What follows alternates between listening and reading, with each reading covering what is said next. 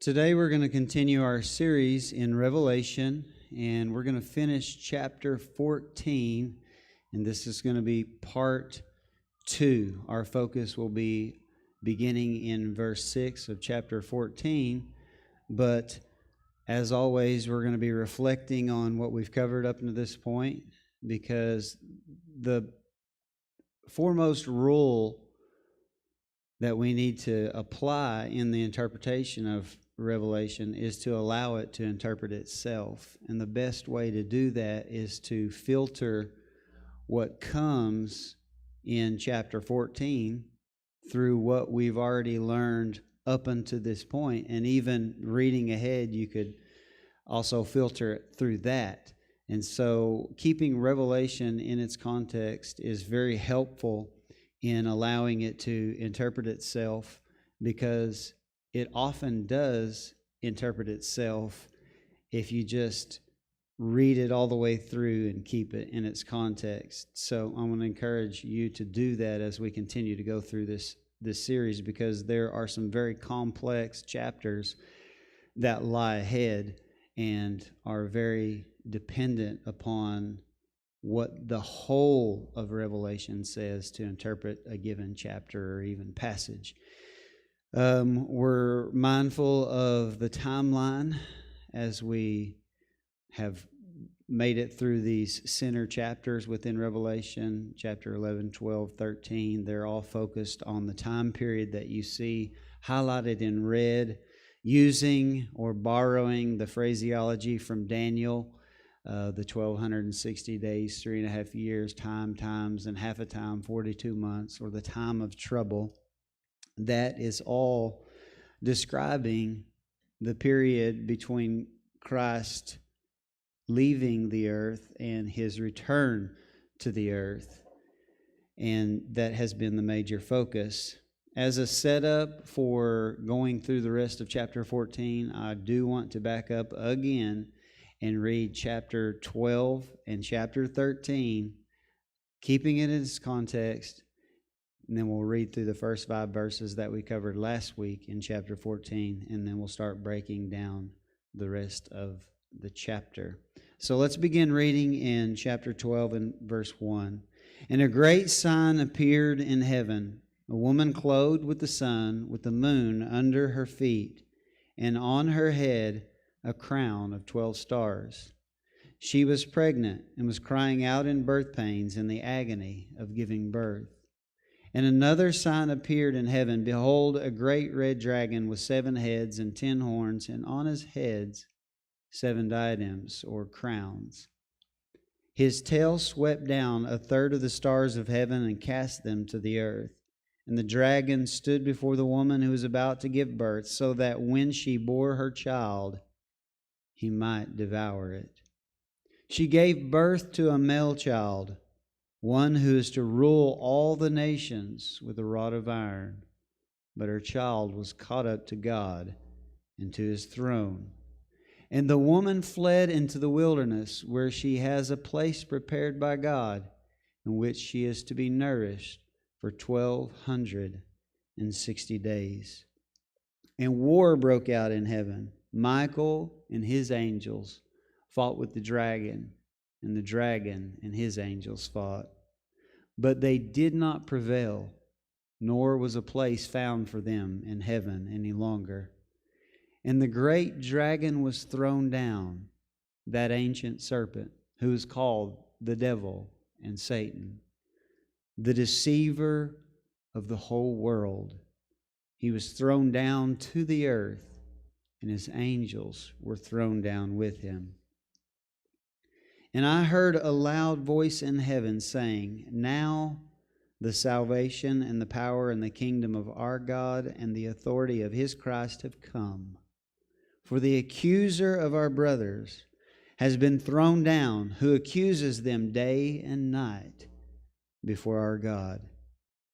And they overcame him by the blood of the Lamb and by the word of their testimony, and they did not love their lives to death. Therefore rejoice, O heavens, and you who dwell in them. But woe to you, O earth and sea, for the devil has come down to you in great wrath, because he knows that his time is short. Now when the dragon saw that he had been cast to the earth, he persecuted the woman who gave birth to the male child. But the woman was given the 2 wings of the great eagle, so that she might fly from the serpent into the wilderness, to the place where she is to be nourished for a time and times and half a time. So the serpent spewed water out of his mouth like a flood after the woman, that he might cause her to be carried away by the flood. But the earth came to the help of the woman, and the earth opened its mouth and swallowed the river that the dragon had poured from his mouth. Then the dragon became furious with the woman and went off to make war on the rest of her offspring, on those who keep the commandments of God and hold to the testimony or the witness of Jesus. And he stood on the sand of the sea. Then I saw a beast coming up out of the sea. It had 10 horns and 7 heads, and on its horns were 10 diadem crowns, and on its heads a blasphemous name. And the beast that I saw was like a leopard. Its feet were like a bear's. Its mouth was like a lion's mouth. And to it the dragon gave his power and his throne and great authority. One of the beast's heads appeared to have been killed, but the lethal wound had been healed. And the whole world followed the beast in amazement. Pay attention to the wording as we read through all of this, because we're going to see it reappear in chapter 14, and it's going to be helpful for us in our understanding. And they worshipped the dragon, for he had given his authority to the beast. And they worshipped the beast, saying, "Who is like the beast, and who can fight against it?" And the beast was given a mouth uttering haughty and blasphemous words, and it was allowed to exercise authority for 42 months. Then he opened his mouth in blasphemy against God, to blaspheme his name, his tabernacle, and those who dwell in heaven. It was granted to him to make war with the saints and to overcome them. And authority was given him over every tribe, tongue, and nation. All who dwell on the earth will worship him, those whose names have not been written in the book of life of the Lamb slain from the foundation of the world. If anyone has an ear, let him hear. If anyone is to be taken captive, to captivity he goes. If anyone is to be slain with the sword must he be slain. Here is a call for the endurance and the faithfulness of the saints. Then I saw another beast rising out of the earth. It had 2 horns like a lamb, and it spoke like a dragon. And he exercises all the authority of the first beast in his presence, and causes the earth and those who dwell in it to worship the first beast, whose deadly wound was healed. It performs great signs, even making fire come down from heaven to earth in front of the people. And by the signs that is allowed to work in the presence of the beast, it deceives those who dwell on the earth, telling them to make an image for the beast that was wounded by the sword and yet lived. And it was allowed to give breath to the image of the beast, so that the image of the beast might even speak and might cause those who would not worship the image of the beast to be slain. Also, it causes all, both small and great, both rich and poor, both free and slave, to be marked on the right hand or on the forehead, so that no one can buy or sell unless he has the mark, that is, the name of the beast or the number of its name. This calls for wisdom. Let the one who has insight calculate the beast's number, for it is man's number, or the number of a man. And his number is 666. And here's where the scene changes from the doom and gloom of chapter 12 and 13 to a heavenly snapshot. And I don't know if you've caught this as we've gone throughout Revelation. Much of it is very doom and gloom. But throughout, there are these heavenly scenes which speak of hope and eternal bliss and blessing and eternal reward. And it serves as the purpose to motivate the churches that Revelation was written to persevere, to continue in their faithfulness to Christ, and to not give in to the demands of Rome and the emperor and the idolatrous society that they were living in. To trust Christ and His Word has blessing that supersedes anything they must endure temporarily during their life. And so here we have in chapter 14 a change of scenery where we have one of those scenes of blessing and those who have persevered and have been rewarded. And in verse 1 it says, "Then I look, and behold, on Mount Zion stood the Lamb, and with him 144,000 who had his name on and his Father's name written on their foreheads." Now this is clearly in contrast to who?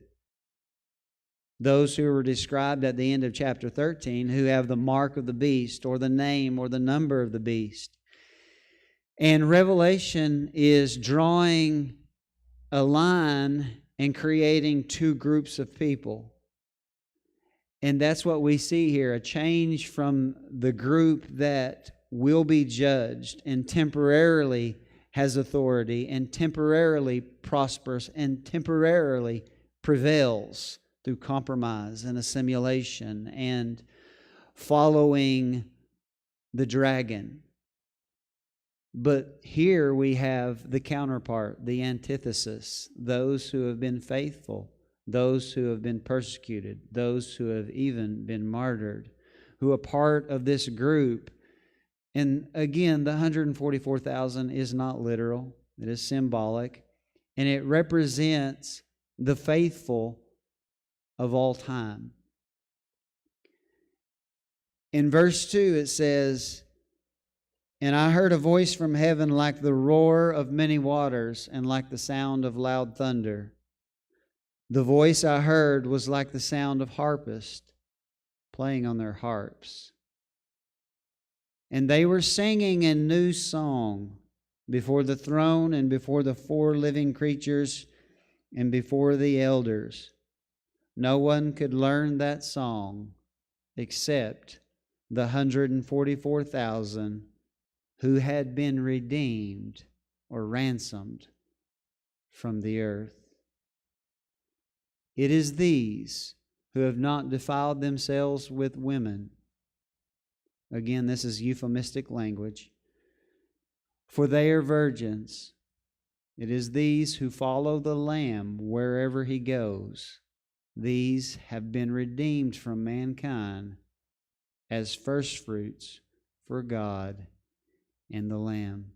I said last week that they are described here at the end of this verse as firstfruits, because in a harvest cycle in Israel, the firstfruits was that portion of the harvest which belonged to God and was devoted to God for His purposes. And so this is a foreshadowing of what will follow later in chapter 14 with the introducing of this harvest language. So remember that as we get to the latter part of this chapter, that the faithful have been identified as the first fruits from the harvest. And we're going to see that there's a flip side to that coin as we move along through the rest of the chapter.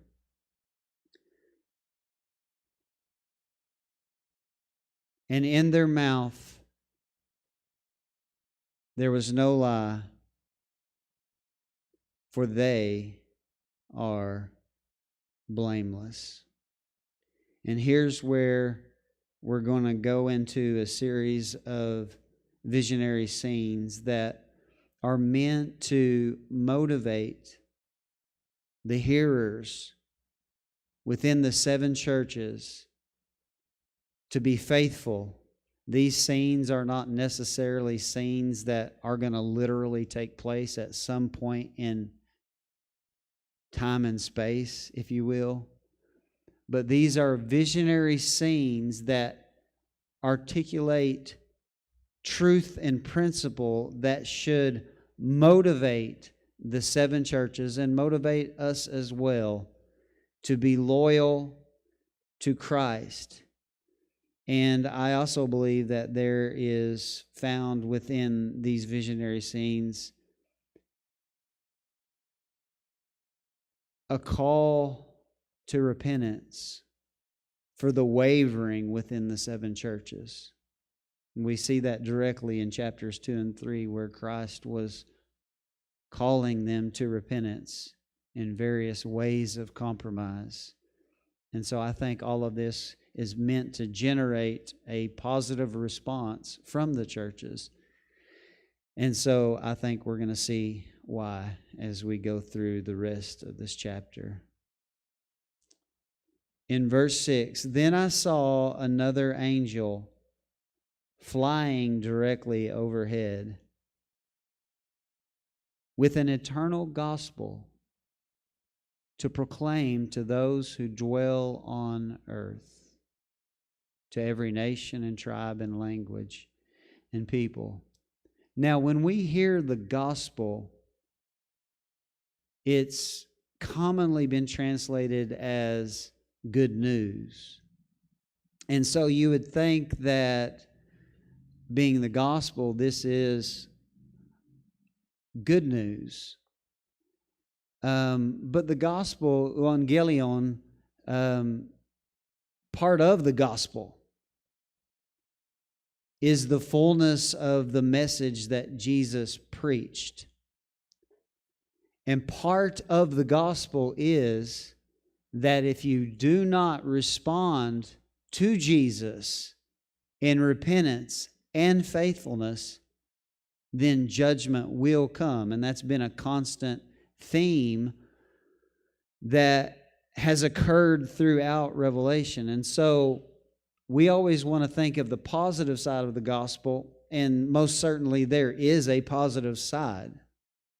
The first 5 verses of chapter 14 show us that very clearly.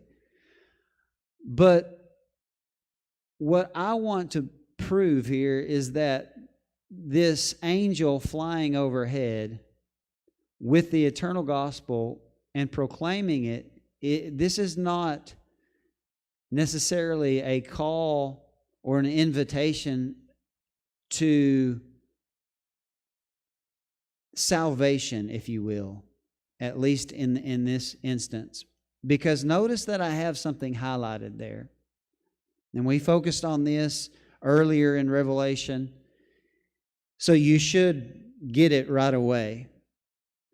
Notice that I have highlighted those who dwell on the earth, because this is going to help us determine whether or not this is an invitation to be beneficiaries of salvation, or whether this is the part of the gospel that is pronouncing judgment. Okay?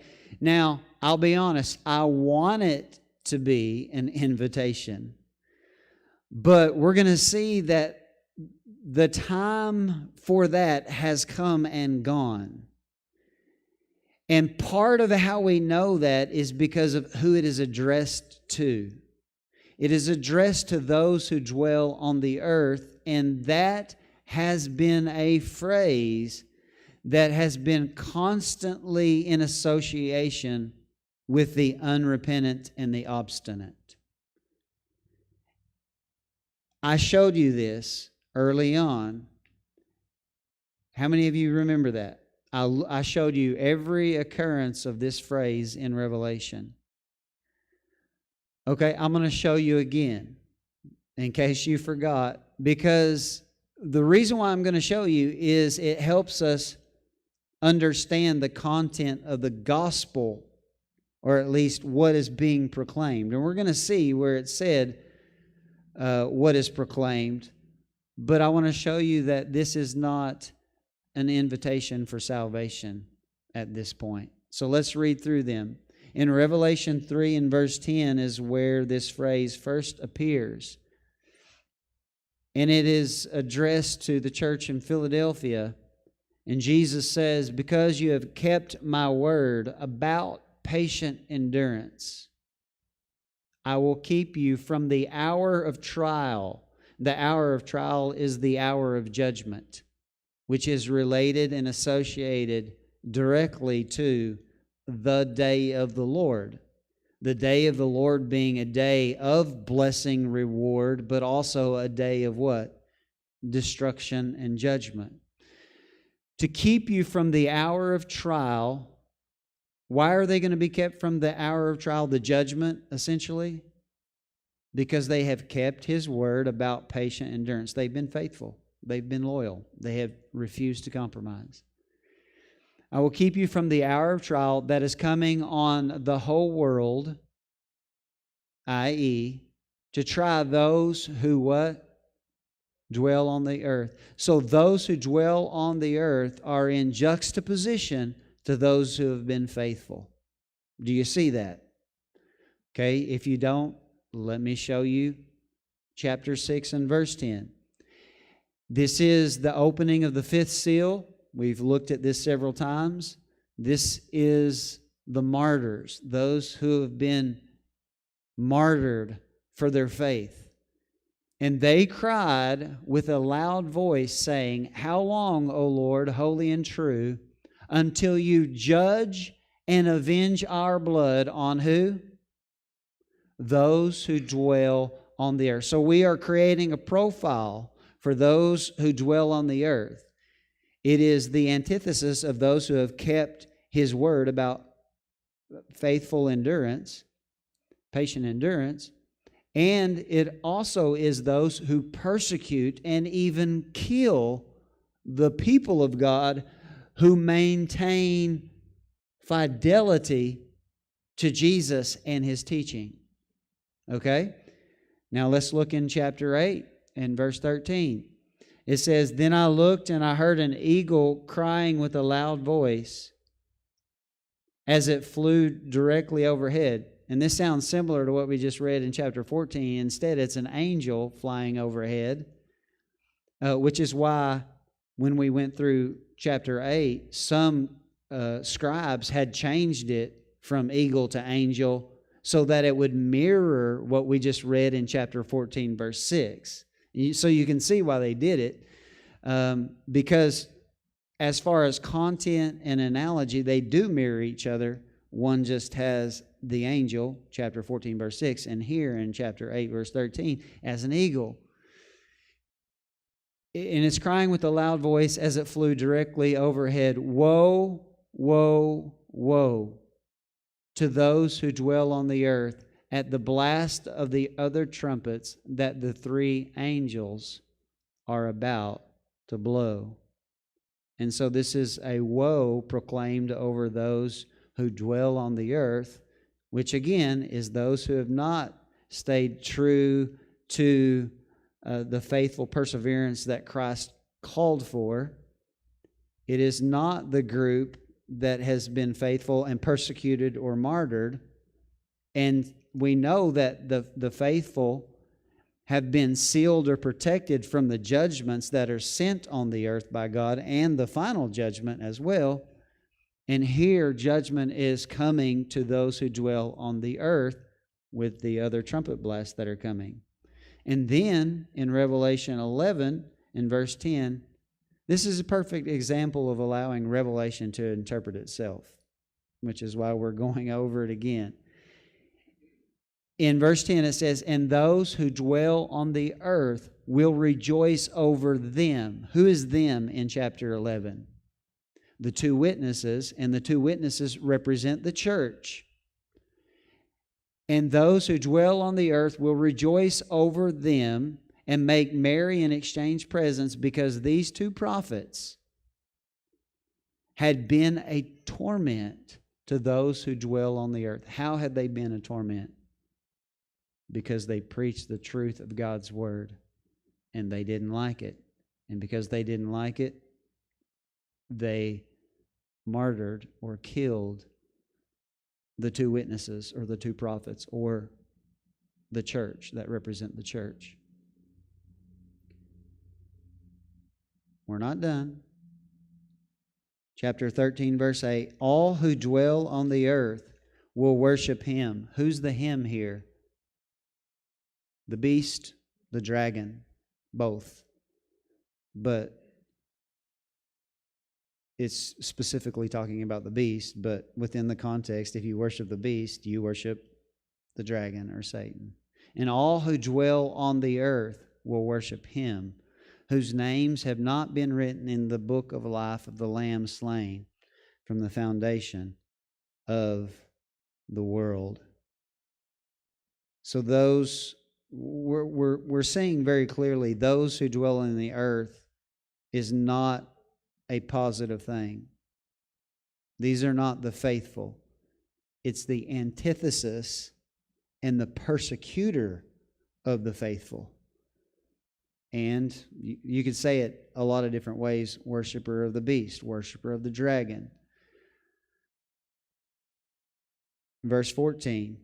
Actually, verse 12 has the phrase just worded different, so I didn't include it. But here's verse 14 in that same chapter. "And by the signs that it is allowed to work in the presence of the beast, it deceives," and this is talking about the false prophet, the second beast from the land. "It deceives" who? "Those who dwell on the earth, telling them to make an image for the beast that was wounded by the sword and yet lives." So those who were deceived by the false prophet are those who dwell on the earth. You guys think that's all the occurrences? In chapter 17 and verse 8, "The beast that you saw was and is not, and will ascend out of the bottomless pit and go to perdition, and those who dwell on the earth will marvel." Did you guys catch that phrase back in chapter 13? About the time where I told you to pay attention to the language and the verbiage, because it reappears. And when you connect the reoccurrences, you can really begin to understand the revelation. So those who dwell on the earth will marvel at what? The beast,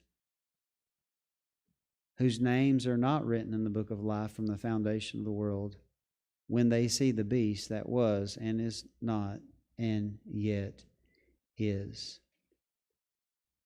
So again, when we go back to our text in verse 6, we see an angel flying overhead with an eternal gospel to proclaim to those who dwell on the earth, to every nation and tribe and language and people, that this is likely a message that has the connotation of judgment. Even though this is said in verse 7, it gives us the content of, at least part of the content of what was said. "And he said with a loud voice, Fear God and give him glory, because the hour of his judgment has come." Now you could read that and see that potentially as being an invitation to repent or participate in salvation. But notice what he says, fear God and give him glory because the hour of his judgment has come, and worship him who made heaven and earth, the sea, and the springs of water. Even the latter part of that verse could lead you to believe that this is potentially them falling on their knees, repenting, crying out to God, and then being saved. But again, when we take the weight of it being addressed to those who dwell on the earth, this is those who have taken the mark of the beast. This is those who worship the beast and worship the dragon. And the setting or the timing of this statement is what? The time of what? The hour of his judgment. And the hour of his judgment is a clear reference to the day of the Lord. And we know that on the day of the Lord, there is no longer time for repentance. When the day of the Lord comes, you're either in one camp or the other. There is no in-between camp found in Revelation. Remember the hour of judgment? We read that in one of the verses earlier. It was said a little different, but it means the same thing. Watch this. Revelation 3 and verse 10. The church in Philadelphia, because you have kept my word about patient endurance, I will keep you from the hour of trial that is coming on the whole world to try those, or to test, and this doesn't mean to test to see if they fail. It is a test that they will fail, because the day of the Lord is the test that proves which side you're on, to try those who dwell on the earth. Again, this is the hour of his judgment. So what has been done up until this point, when the hour of his judgment comes, will determine where one finds themselves, whether they are glorified with glorified bodies or they are judged eternally. Now we have another scene in verse 8. And another angel followed, saying, Babylon is fallen, that great city. We're going to look into Jeremiah when we get to chapter 17, because Babylon is going to become a major theme later on. So I'm going to be brief here because we're going to cover it at length later on. But here it is introduced, and a little bit needs to be said. Babylon is the great city. If you look in Revelation and you follow it all the way through, you will see that there is the city of the heavenly Jerusalem, which represents the faithful, and then you have this counterpart city, Babylon, which represents the ungodly or the unfaithful. And Babylon represents society at large, the world system, those who are governed by any source other than Christ and the revelation of His Word that has been given and preserved for humanity. And so you have these contrasting cities. You have the faithful city, the faithful bride, Jerusalem. You have the ungodly city, the harlot, Babylon. Now you have to know Babylon occurs early in the Bible or in the biblical story, in very important developmental part of Genesis, in Genesis chapter 11. The word Babylon is the same word Babel in Hebrew, Bavel. And you all know the story of the Tower of Babel or Bavel, which is where everyone gathered themselves together in what is Iraq today, on the rivers there, and they tried to build a tower into the heavens and essentially have God on their terms. We'll build a tower in the heavens, then God will come down. And God judged that effort with an earthquake. And chapter 10 in Genesis is a result of what happened in chapter 11. It's not in chronological order. Go check it out. Because chapter 10 is the table of the nations, and where the descendants of Noah ended up living as they were scattered as a result of the Tower of Babel incident. So the Tower of Babel, or Babylon, came to be known as a motif or a theme in the Old Testament of opposition or defiance towards God. It is self-glorification. Because what did they say? We'll build a name for ourselves. Isn't that what's said in chapter 11 of Genesis? We will build a name for ourselves.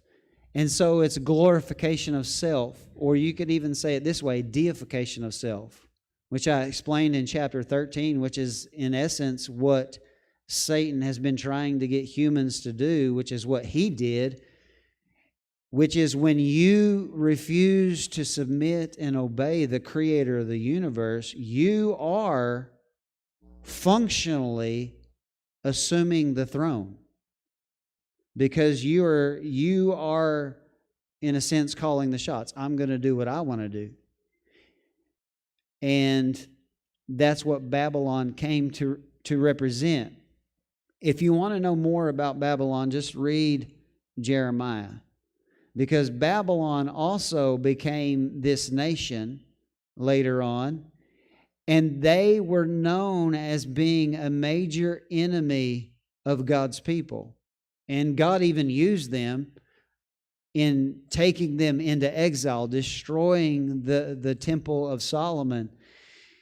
And so they were exiled there for 70 years. But something that is also associated with Babylon is they forced or imposed idolatry.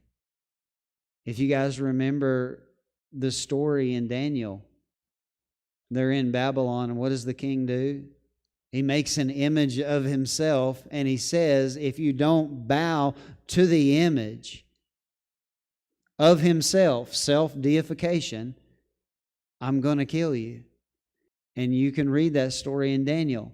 And so this is a theme in the Bible for obstinance against God, but also a persecutor of God's people and trying to impose on God's people this idolatrous way of life, which is rooted in, again, self-deification. And so when the angel says Babylon is fallen, that great city, this coincides with what the angel we just read about in verse 6 is saying, that you are going to bow and worship God. And that's what we see going back to verse 6 is it's not an invitation for salvation. The hour of judgment has come, and it's the point where Paul says every knee is going to bow and every tongue is going to confess.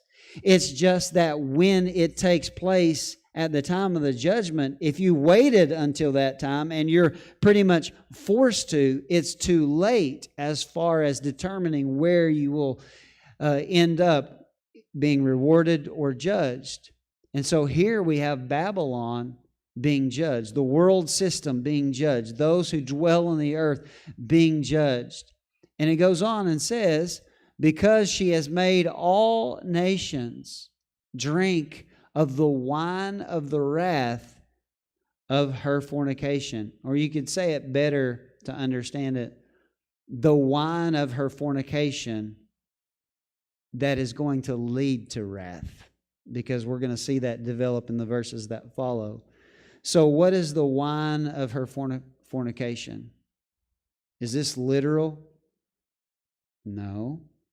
What is fornication? Going back to prior weeks, what is fornication? or harlotry represent? Spiritual infidelity. Loyalty to other things than God. Loyalties that lead to compromise, assimilation. In the context of Revelation for the 7 churches, it would be to compromise and bow to the emperor, to participate in the pagan festivities within the cities there in Asia Minor, to go to the trade guilds, and to justify it, saying it's okay to go. We know that Jesus is Lord, but we need to go to these things because, if we don't, we'll lose our job, we'll lose our status in society. There's going to be repercussions. We got a family to feed. God understands. He knows we don't mean it. But is that okay with Jesus? No, it wasn't okay with Paul and the situation at Corinth either, or anywhere else. And so the wine of fornication is spiritual infidelity, not being governed by the Word of God. Having a divided loyalty is the result. In verse 19, it says, "And another angel, a third, followed them, saying with a loud voice, If anyone worships the beast," and this is the same thing to drink the wine. These are describing the same things. "If anyone worships the beast and its image and receives a mark on his forehead or on his hand," watch this, "he will also drink the wine of God's wrath." So to drink the cup that Babylon offers, the world system, to live by the desires of the flesh, the desires of the eyes, and the desires to make one wise, to drink that cup or to eat of that fruit, going back to the garden, means that it will bring judgment.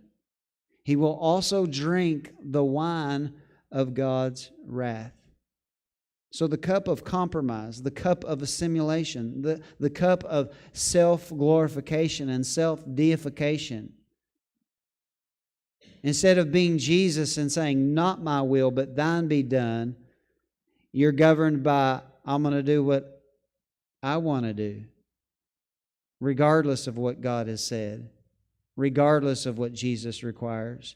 To drink from that cup of compromise and unwillingness to submit solely to the lordship of Jesus Christ means that you will also drink from the cup of the wine of God's wrath, poured full strength into the cup of His anger. And he will be tormented with fire and sulfur in the presence of the holy angels and in the presence of the Lamb. Why does it say it that way? In the presence of the holy angels and in the presence of the Lamb. To associate it with what event? The day of the Lord, when Christ comes with the heavenly host, with the angels, the angelic army, and the faithful who join that army. So to drink from the wine that Babylon offers, or you could say it, to have the mark of the beast, or to worship the image of the beast, to worship your own little version of God, to say it plainly, that's what that means. To worship the image of the beast is to worship a version of God that is not the one and only true version of God as revealed through the person of Jesus Christ. Results in drinking the cup of wrath. Notice that it speaks here of torment in the life to come. Now, many were tempted to compromise and drink that cup that Babylon offers. Why? To avoid being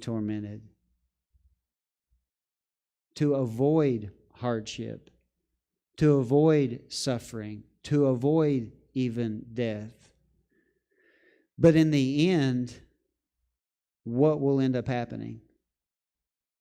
The thing that was actually feared. Except it will not be temporary. It will be eternal, as is made known here in verse 11. And the smoke of their torment goes up forever and ever, and they have no rest, day or night. These worshipers of the beast and its image, and whoever receives the mark of its name. Notice the ceaseless torment, which is over and against the eternal rest that is promised to who? The faithful. All throughout Revelation, and they will rest, and their works follow them.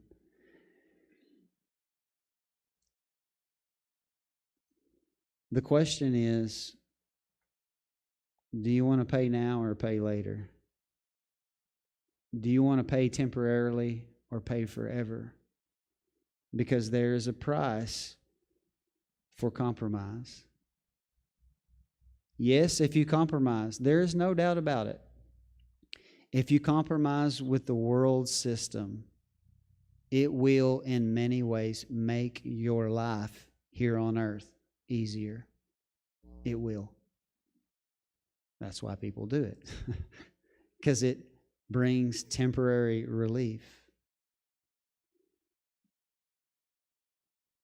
But it leads to eternal punishment. And so we need to think about that whenever we are struggling to be faithful.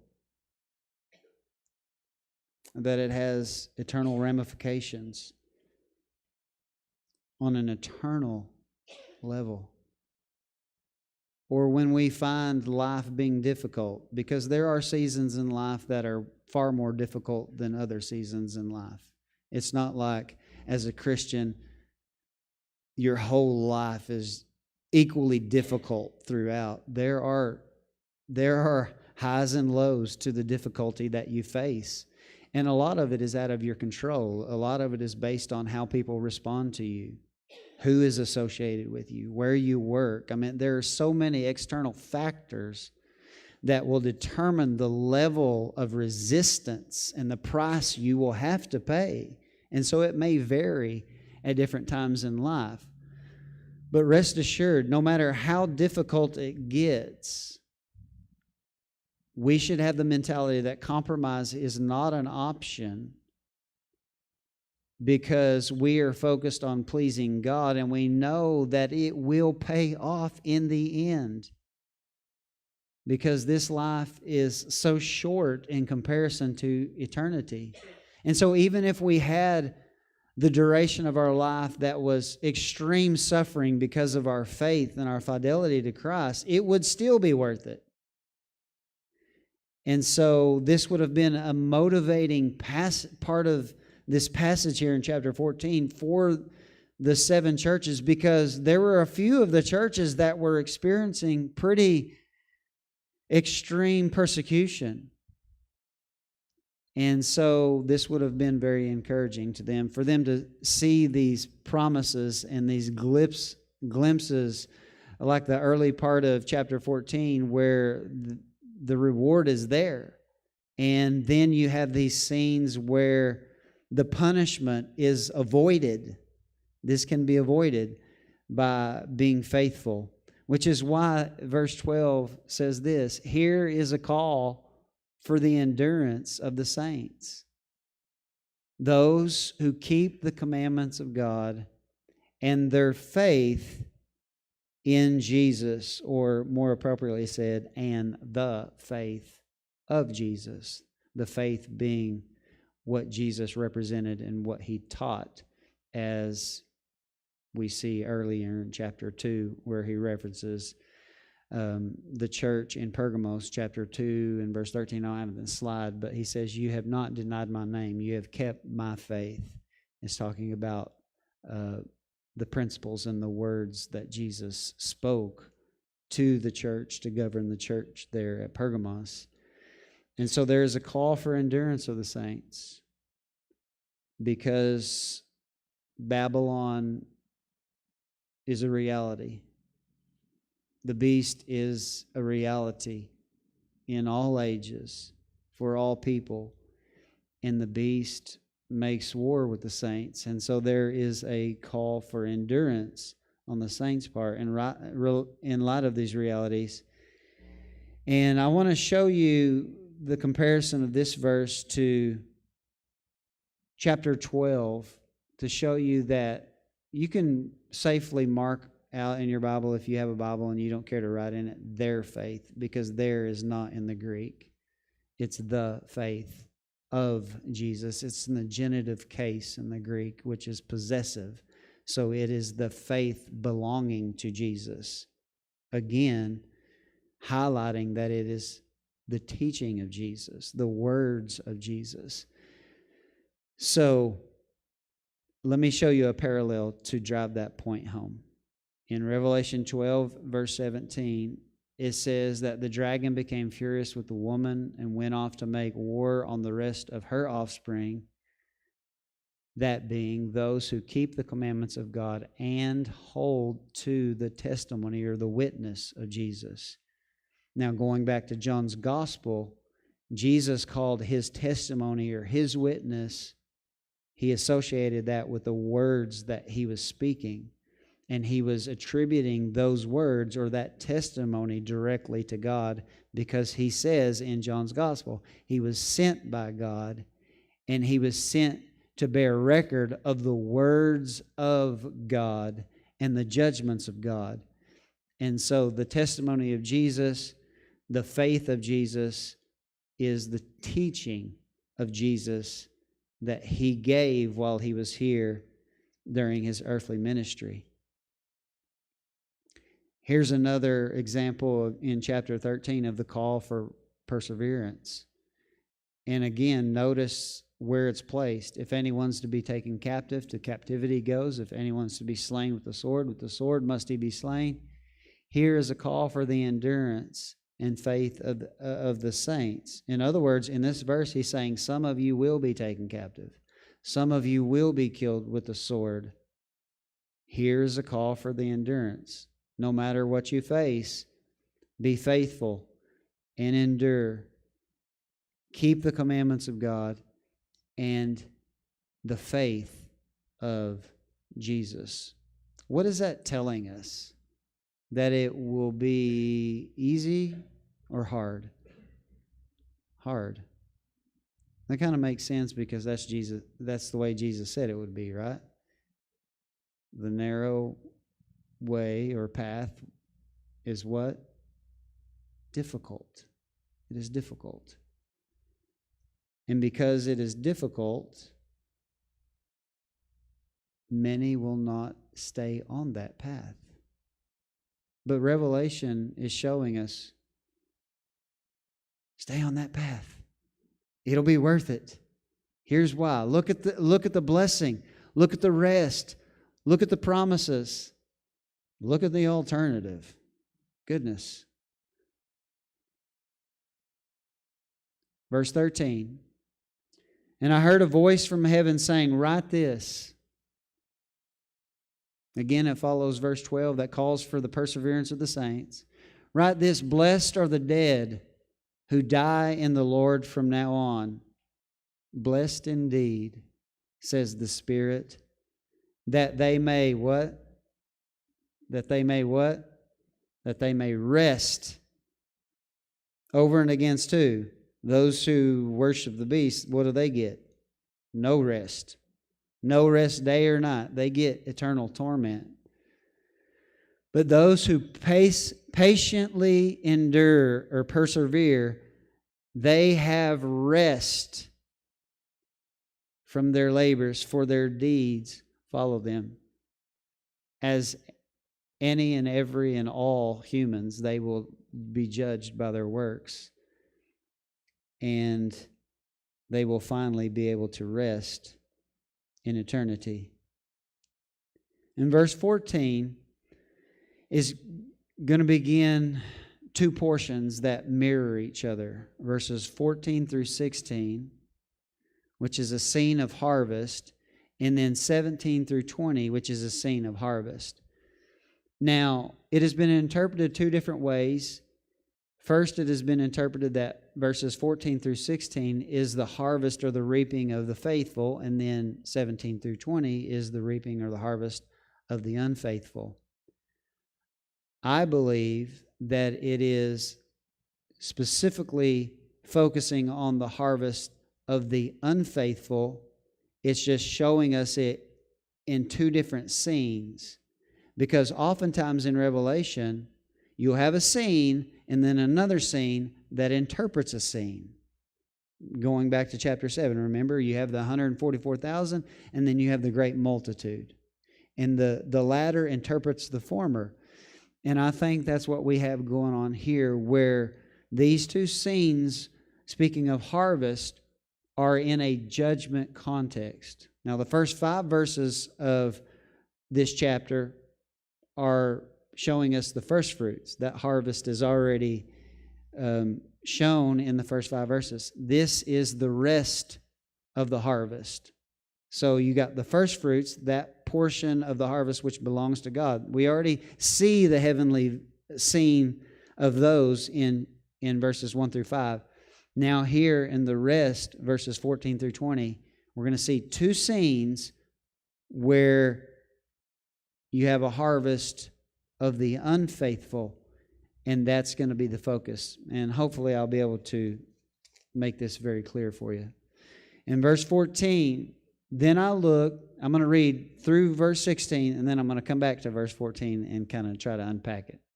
Then I looked, and behold, a white cloud, and seated on the cloud one like a son of man, with a golden crown on his head and a sharp sickle in his hand. And another angel came out of the temple, calling with a loud voice to him who sat on the cloud, "Put in your sickle and reap, for the hour to reap has come." The hour to reap has come. The hour to reap. And this is connected to the first angel and the message that he was proclaiming overhead, which is why I'm adding emphasis to it. For the hour to reap has come, for the harvest of the earth is fully ripe. So he who sat on the cloud swung his sickle across the earth, and the earth was reaped. So what does all this mean? Remember, this is on the theme of harvest that was introduced in the first 5 verses, particularly in verse 4, I believe, where they are called, the 144,000 are called the first fruits. So they are that which belongs to God. So the rest of the harvest would be that which does not belong to God. And that's going to be what we focus on. So let's go back to verse 14. And immediately we're going to see here in what I have highlighted that on a white cloud there is seated one like a son of man. What is this an allusion to? Daniel chapter 7.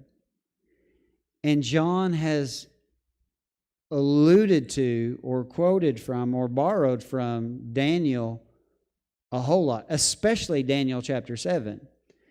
And so let's look at that right quick. Daniel chapter 7, it says, "I saw in the night visions, and behold, with the clouds of heaven there came one like a son of man. He came to the Ancient of Days and was presented before him." Who do you think the one like a son of man is who is coming in the clouds? It's actually debated, so you can give an honest answer. Well, going to Daniel and tracking how the apostles interpreted Daniel, it would be safe to say that it's Jesus, would it not? Matter of fact, if you study the Gospels, you'll see that Jesus refers to himself more often than anything as what? The Son of Man. The Son of Man, the Son of Man, the Son of Man has come, the Son of Man has come. And so I believe it's clear that it's an allusion to Jesus being a fulfillment of Daniel chapter 7. And when we read on in the verse, it says, "And seated on the cloud was one like a son of man, with a golden crown on his head, and a sharp sickle in his hand." Why a sharp sickle? Remember, following the harvest theme. Watch verse 15. "And another angel came out of the temple, calling with a loud voice to him who sat on the cloud." So an angel comes out with the command of God and says to Jesus, "Put in your sickle and reap, for the hour to reap has come, for the harvest of the earth is fully ripe." Notice what I have highlighted there. Put in your sickle and reap, for the hour to reap has come, for the harvest of the earth is fully ripe. When you understand what this is an allusion to, especially the context that it is an allusion to, it makes it very clear that this is a harvest of judgment. And let me show you that allusion. In Joel chapter 3 and verse 13, look what it says. And this is the quote that we find in Revelation. "Put in the sickle, for the harvest is ripe." What does it mean that the harvest is ripe? Well, I have it highlighted for you. It's restated in what I don't have highlighted. We'll cover that here in just a moment. That's the second part, the second scene of the harvest of the unfaithful. But it says, "Go in, tread, for the winepress is full, the vats overflow, for their evil is great." So the harvest being ripe, or the winepress being full, means that evil has reached the max. And now it's time to act. Put in the sickle, tread the winepress. Is that in the context of blessing or judgment? Their evil is full. It's very clear. You really can't argue with it. But you know what's interesting? What I've said time and time again throughout this series is John is very strategic in the allusions within Revelation, because it's not just a verse that is similar or a quote that is similar. It's the context oftentimes. So let's keep reading in Joel and see if it fits what's going on in Revelation. Multitudes in the valley of decision, for the day of the Lord is near in the valley of decision. The sun and the moon are darkened, and the stars withdraw their shining. What are those allusions to? The sun and the moon being darkened, the stars withdrawing their shining. I have it highlighted. The answer is highlighted for you. This is a you cannot fail the test scenario. The what? The day of the Lord. And then watch this. And tell me that this context isn't related to the context of Revelation 14. Watch this. The Lord roars from where? From Zion. Where were the 144,000 in the first 5 verses? Zion. The Lord roars from Zion and utters his voice from Jerusalem. This is basically saying the same thing. Zion and Jerusalem being the same location. Watch what happens. And the heavens and the earth quake. That, when you read the book of Hebrews, that is what is promised when the Lord returns. He's going to shake heaven and earth. But look at the promise, though. But the Lord is a refuge, what? To his people. a stronghold to the people of Israel. The people of Israel in Revelation are who? Those who are faithful to Jesus Christ. And so there's a promise here in this context, a context that is primarily about judgment as far as the harvest, right? Put in the sickle, for the harvest is ripe. Go in, tread, the winepress is full, the vats overflow. Why? Because their evil is great. It's a time of judgment, but it's also what? A time of refuge for the people of God, which fits the theme of what this revolves around, which is the day of the Lord. It is a day of blessing. It is a day of rejoicing, but it's also a day of judgment, as we see throughout the Revelation. So let's read through those 3 verses again, and then let's look at the next scene, the last scene. Then I looked, and behold, a white cloud, and seated on the cloud one like a son of man, with a golden crown on his head, and a sharp sickle in his hand. And another angel came out of the temple, calling with a loud voice to him who sat on the cloud, Put in your sickle and reap, for the hour to reap has come, for the harvest of the earth is fully ripe. And again, this means sin has reached its climax. That's when he will come. So he who sat on the cloud swung his sickle across the earth, and the earth was reaped.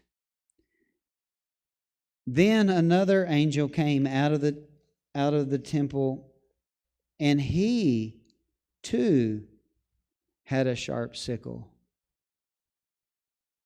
Watch this. And another angel came out from the altar, the angel who has authority over the fire. And he called with a loud voice to the one who had the sharp sickle, Put in your sickle and gather the clusters from the vine of the earth, for its grapes are ripe. And be going back to what we read just a few moments ago in Joel, how it has the harvest is ripe, and then it has in mind the clusters of the vine of the earth, or the winepress is full and ready. But notice what I have highlighted before we go on to that. The angel came from the altar. What altar? The altar that keeps reappearing throughout Revelation. And that altar is what? The altar of incense. And the altar of incense is associated with who? The faithful and their prayers for vindication. You guys remember when the 5th seal was open? We read one of the verses in that context. But let me show you when the 5th seal is open, what happens, and then what immediately follows. Okay? Because and think of how it relates to what we see here in chapter 14, verse 18. So let's read it. In Revelation 6 and verse 9, when he opened the 5th seal, I saw under the altar, where the angel comes from, the souls of those who had been slain for the word of God and for the witness they had borne. They cried out with a loud voice, O sovereign Lord, holy and true, how long before you will judge and avenge our blood on those who dwell on the earth? Then they were each given white robe, told to rest a little while longer, until the number of their fellow servants and their brothers should be complete, who were to be killed as they themselves had been. And when he opened the 6th seal, now the 5th leads to the 6th, when he had opened the 6th seal, I looked, and behold, there was a great earthquake. And the sun became black as sackcloth. Man, that sounds familiar, doesn't it? The full moon became like blood, and the stars of the sky fell to the earth as the fig tree sheds its winter fruit when shaken by a gale or a mighty wind. Sounds just like what we read in Joel, and mirrors what we just read in chapter 14 of Revelation. Watch this. The sky vanished like a scroll that is being rolled up, and every mountain and island was removed from its place. The kings of the earth and the great ones and the generals and the rich and the powerful and everyone, slave and free, hid themselves in the caves and among the rocks of the mountains. And this is where I envision the angel flying overhead with the eternal gospel, proclaiming, now now you'll fear God. Now you will submit to the king. But they're calling to the mountains and the rocks, fall on us and hide us from. And this is proof that they are willing at this point to admit who rules the universe. Because they are terrified. They say, fall on us and hide us from the face of him who is seated on the throne. They realize now who really sits on the eternal throne. And from the wrath of the Lamb. For the great day of their wrath has come. And who can stand? It sounds like a group of people who prostrate themselves before the living God in terror because they know the day is coming. There's nothing they can do about it. And they understand that they're not going to be able to withstand that day. And that question gave way to the parenthetical chapter 7 where that question was answered. And it was the 144,000 standing on Mount Zion who will be able to withstand on that day. Exactly what we just saw in the first part of chapter 14, verses 1 through 5. And putting all this together is what led me to conclude that the eternal gospel being proclaimed is one that is announcing the day of the Lord. And in the context of judgment at that point. The angel from the altar with the fire doesn't just show up in chapter 6, but look at this. In chapter 8 and verse 3, this is when the seventh seal is opened. And another angel came and stood at the altar with a golden censer, and he was given much incense to offer with the prayers of all the saints on the golden altar before the throne. And the smoke of the incense with the prayers of the saints rose before God from the hand of the angel. It is the smell of these prayers that causes God to say, enough. The full number has come to completion, as he said would be the case with the opening of the fifth seal. And then the angel took the censer and filled it with what? Fire, just like chapter 14. From the altar and threw it on the earth. And there were peals of thunder, rumblings, flashes of lightning, and what? An earthquake. Clearly a reference to what? The day of the Lord. So let's continue reading that verse. So another angel came out from the altar, the angel who has authority over the fire. He called with a loud voice to the one who had the sharp sickle, put in your sickle and gather the clusters from the vine of the earth, for its grapes are ripe. Again, we know that sin has reached its climax, its max. Judgment is coming. Remember Joel? Put in the sickle, tread, for the winepress is full, the vats overflow. What does that mean? Their evil is great. There comes a point when God says, enough is enough. So the angel swung his sickle across the earth and gathered the grape harvest of the earth and threw it into the great winepress of the wrath of God. This is why oftentimes, especially in Paul's writings, he calls it a day of wrath. And he tells the church, you're not appointed unto wrath, but to obtain salvation, because it is a day of wrath and a day of salvation. And he tells his audience that they are appointed for salvation if they'll just be faithful.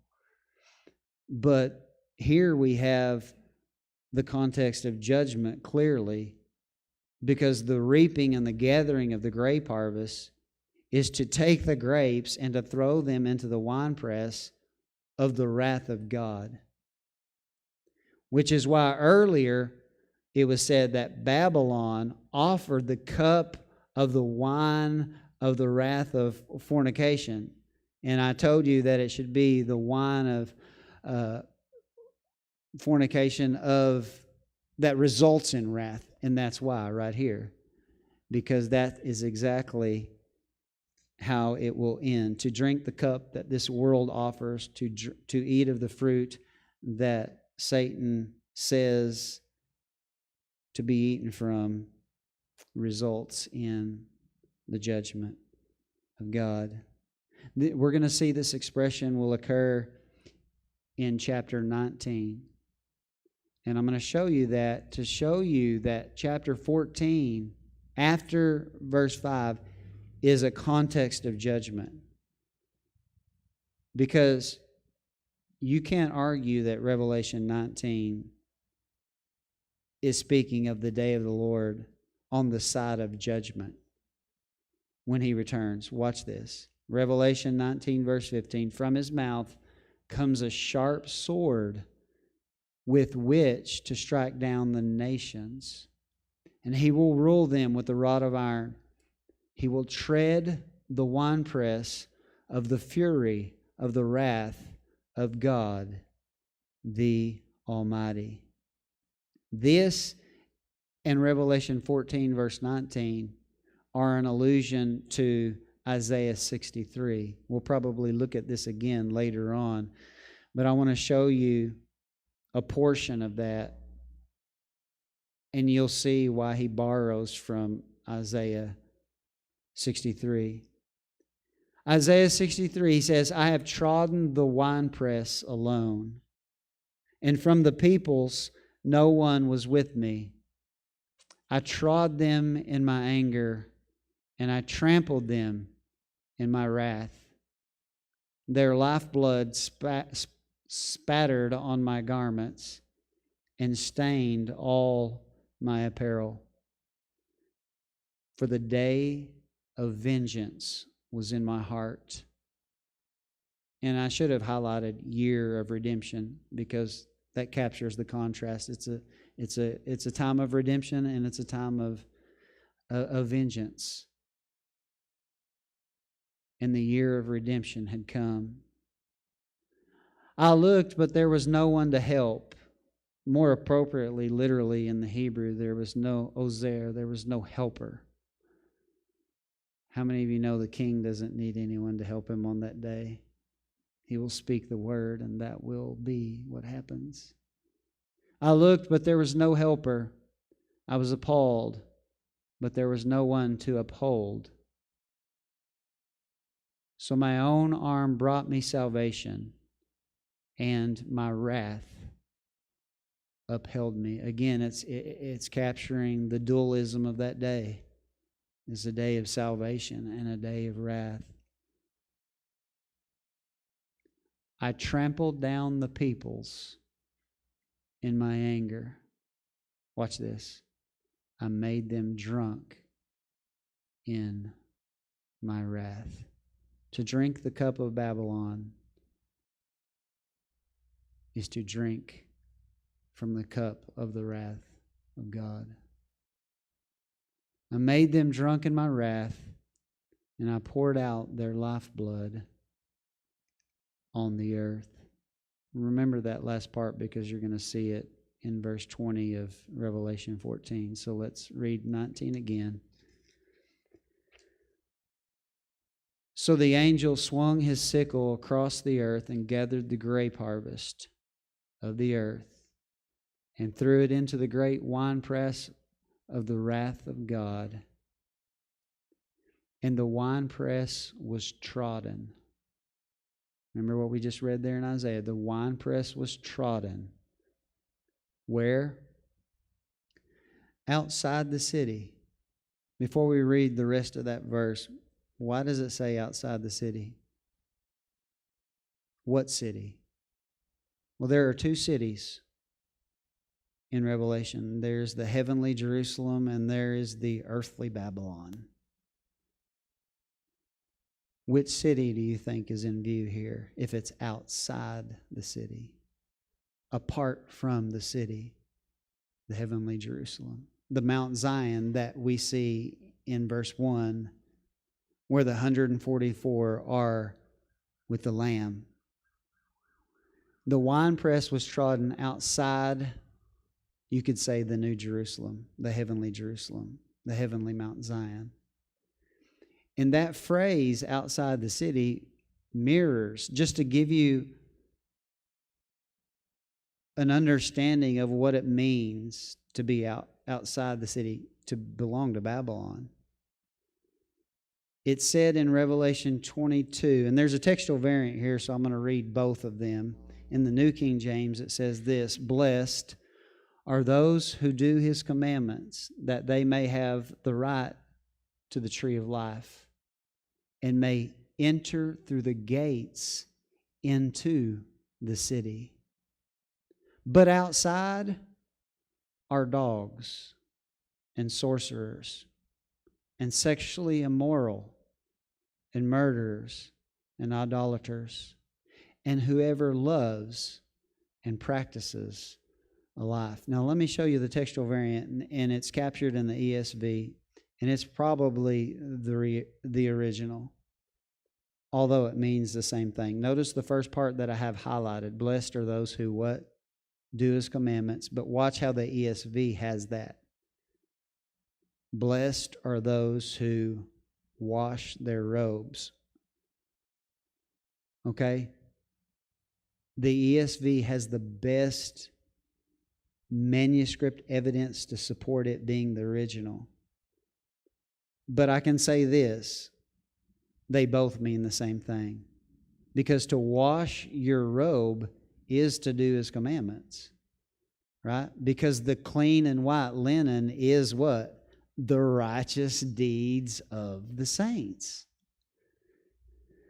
So, blessed are those who wash their robes, so that they may have the right to the tree of life, and that they may enter the city by the gates. Outside are the dogs and sorcerers, sexually immoral, murderers, idolaters, and everyone who loves and practices falsehood.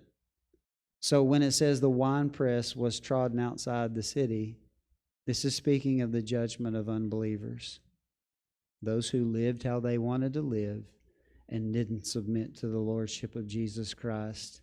They are the ones outside the city who will never be able to enter and be a part of the holy city or the eternal blessing associated with it. And blood flowed from the winepress, and this is clearly hyperbolic, euphemistic language. And blood flowed from the winepress as high as a horse's bridle for 1,600 stadia. It's just creating a scene of utter destruction for the shock effect needed in capturing what's going to happen on the day of the Lord. Any questions?